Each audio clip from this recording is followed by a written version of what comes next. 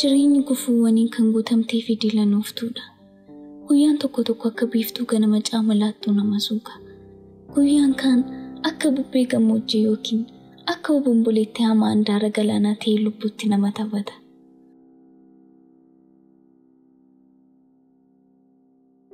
Dur maaliif kaan sobaan kolfee miiraan hin beekne natti uuma? Kaan immoo dugda natti laata jedhee yaadan ture.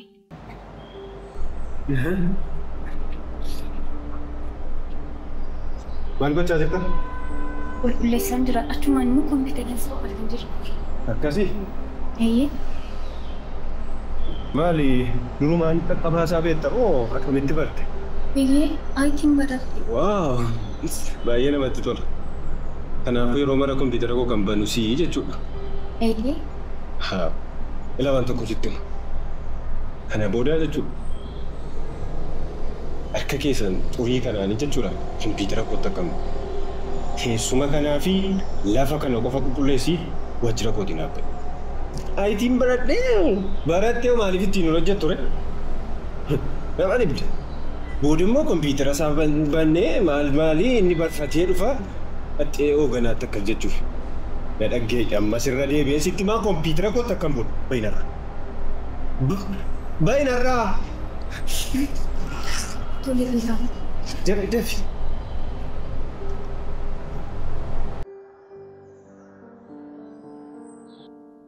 Namoonni utuu seenaa fi eenyummaa gosa dhugaa hin beekin irra koo ilaalanii waan baay'ee natti murteessan.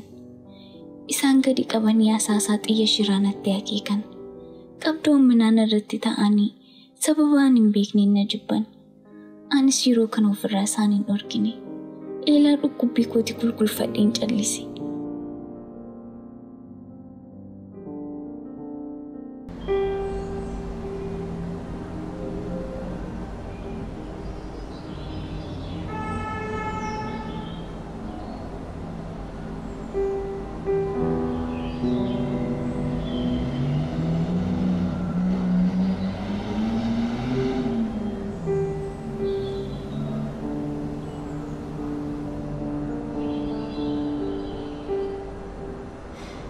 Maal gochaa jirta?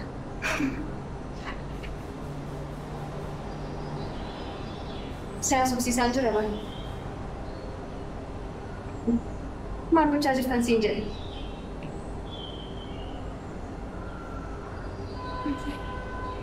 Yoo nammoo kompiitara kootti bishaan naqxee faayila jiruuf jirre balleessitee ta'a. Asi mana iyyuu mataa na dhukkubseera. Lakki akkasuma goonee bishaan itti naqlee qulqulleessaa ture. Kana caala kamitti balleessuu barbaadde? Yoon dogoggora dhiifama.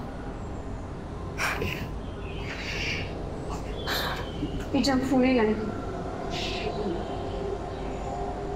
Wanti sirraa eegamu manicha qulqulleessu. Lafa akkatti qulqulleessituuf malee kompiitara koo akka tuttuuf immoo namni si ajaaju jiru. Dhaqqiitti akkuma bartetti hoogganaa keetiif waan dadhabuu fi qabdu dadhabiitiin sadarkaa kee ol guddifadhu. Maal isin argina sitti fakkaate?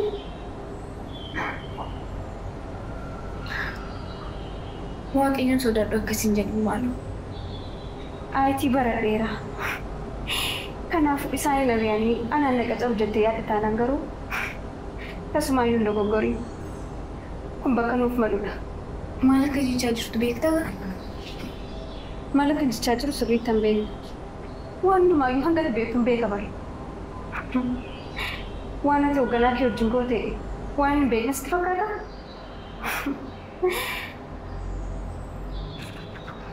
Kana hunduma kaffee kan homaa sitti arguun barbaade.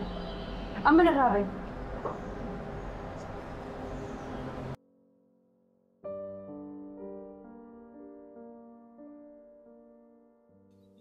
Garuu oolee bulee taatiin marti. Imimmaanni hundi akkasumas halkananii callisaan dabarse hundi akka nama kana ta'utti na siilessaa ture. Yeroo abdii kutadhee koobummaan natti dhaga'amutti Waaqayyoon ilaaleen ciniinnachaa ture. Addunyaan nagantee yeroo balbala ishee natti cuftetti inni karaa ani qofti irra deemuu danda'e natti agarsiise. Baga nagaan dhuftan. Baga nagaan nuyi. Egaa guyyaa kaleessaa sa'a booda xalayaa dabalii miindaa jedhu isiniif kenneen ture. Garuu fuula keessan yeroo ilaalu akkasumas komii dudduubaan dhufu tokko tokko gaafa ilaalu gaaffiiwwan qabdan wayiitu natti mul'ate. Maaliif walii keessanitti haasoftu? Gaaffii yoo qabaattan kallattiidhumaan anaan haasofsiisuu hin dandeessanii? Maalidhaan isin dudduuba deemtanii haasoftan? Kanaafiyyuu guyyaa irraa gaaffii keessan akka isin gaafattaniifidha kanan walgahii kana qopheesse jechuudha. Yaada keessan sodaa tokko malee ifaaf bilisaan akka naa wajjin haasoftan barbaada jechuudha. Maaltu isinitti hin tolle, maaltu isin hin taane, maaltu garaa isin hin geenye, maaltu fedhii keessan miti. Ifaaf bilisaan natti haasa'uu dandeessu jechuudha.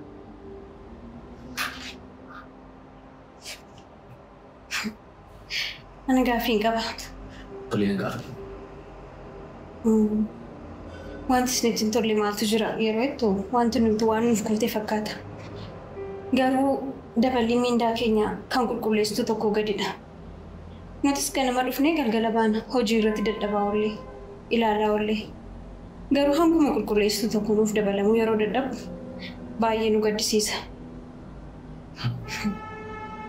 Gaaffii kee kanumaa? Ammaaf kanumaadha. Jalqaba gaaffii kaasuun dura rakkinni koo maalidha jettanii of ilaaluun qaqqabeessan ture. Walii galee irratti maal balleessee miindaan kun naaf dabalame kan jedhu dirqama keessan ta'uu qaba ture.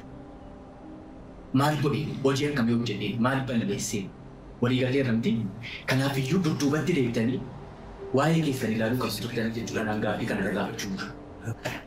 Yaada sirrii kaafteeti. Maali? Ishee hojjechuu dadhabnee nuti as keessatti. Shabbata kana keessatti ishee bu'aa buusaan jirru nuti. Isheetu gufuu nutti ta'e. Maali? Sirrii kaafteeti. Agama isin haasofsiisaan jira siiti. Walii keessanitti akka isin haasoftan miti. Kanan guyyaa irraa asitti isin barbaadeef kallattiidhumaan dhimma qabdan akka anaan haasofsiistaniif. Kanaafiyyuu ammallee kallattiidhumaan gaaffii qabdan gaafadhaa. Eeyyee gaaffii qaba. Akkuma obboleettiin dubbatte waan tokkotu naan galle anaaf. Ampuma qulqulleessitu tokko dhaabbata kanaaf bu'aa buusaa hin jirru nuti. Maal jechuudha muka? Rakkoo biraatu jira taanaan seeraan nutti muku. Yoommoo kana sababa gootanii nu ariitanii firoota keessaan fiddu ta'e siqaa nutti dandeessa. Ati keessumattuu arrabaan qaba afaan qaba jettee haasoftan waa'ee dabalii miindaa kanaa. Ati guyyaa meeqadha kana dhuftee kompiitara bantii beektu? Guyyaa meeqa yeroodhaan argamtee beektu? Keessumattuu waa'ee isheedhaaf yeroo haasoftu xinnoon isaa lafattu ati. Qulqulleessituu gaafa jedhu ofii keenya deebitee otoo walaaltee gaarii natti fakkaata. Akka xurii kanaan kompiitara qotta kan buune teessuma kanaa fi lafa kana qofa qulqulleessitii baay'ee. Tolee? Lammatama aayitiin barattee yoo maaliifiti hin hojjettu reetti? Aayitii barattee beektu? Dhaqqiitu akkuma barteetti hoogganaa keetii waan dadhabuu fi qabdu dadhabsiisu sadarkaa ta'e guddifadha. Maal isin argina sitti fakkaate? Waaqayyoon sodaadhu akkasiin jedhu maal? Aayitii baradheera. Kanaaf isaan ilaalanii anaan naqaxa hojjettee yaada taanaan garuu tasumaayyuu hin dogoggorii. Kun bakka nuuf maludha.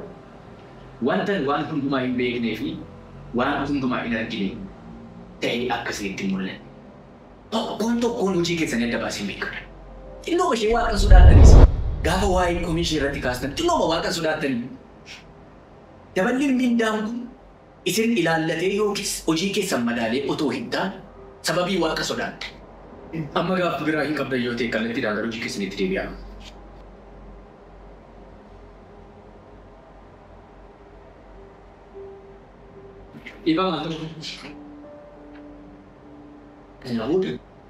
Sa'aatii lamaaf walakkaa nan dabarsee dhufe gara waajjira kanaan seenu. Akkasumas sa'aatiin itti waajjira kana baatan yookiis hojii kana baatan galgala sa'aatii 11 walakkaa ta'uusaa beekama. Egaa hojii keessan kana booda sirriitti akkasiin sirreessan abdiin qaba jechuudha. Akka kanaan dura akkasiin hin goone abdiin qaba.